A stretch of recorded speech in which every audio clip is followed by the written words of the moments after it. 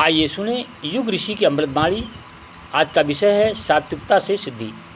देवियों भाइयों, महात्मा आनंद स्वामी ने एक बार एक व्यक्ति से कहा था कि तू जब तक अनित द्वारा कमाया हुआ धन खाएगा, तेरी प्रगति और बुद्धि नष्ट होती चली जाएगी।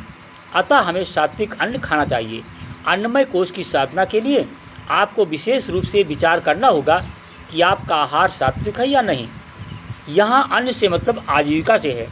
आजीविका शुद्ध होनी चाहिए। आजीविका ठीक होगी तो मन भी ठीक होगा।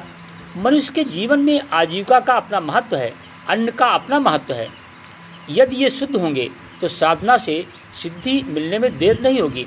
सात्विकता से सिद्धियाँ स्वतः आती हैं। एक तपस्वी महात्मा जी थे।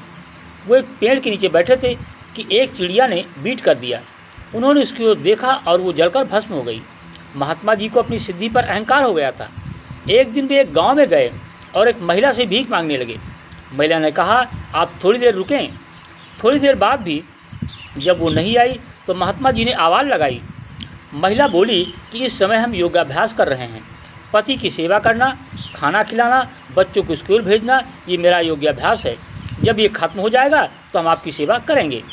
महात्मा जी नाराज़ हो गए और उसे श्राप देना चाहा।